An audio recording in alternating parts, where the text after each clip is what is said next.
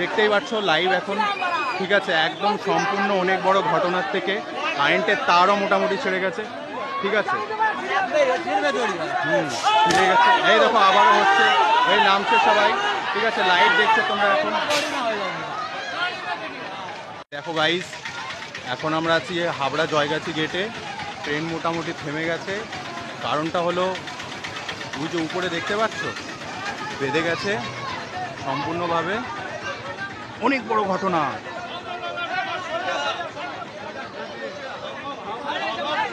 কি অবস্থা রে মাইরি,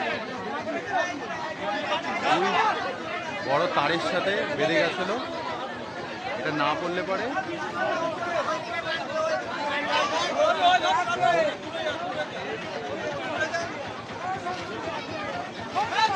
কত বড় ঘটনা ঘটতে ঘটতে মানে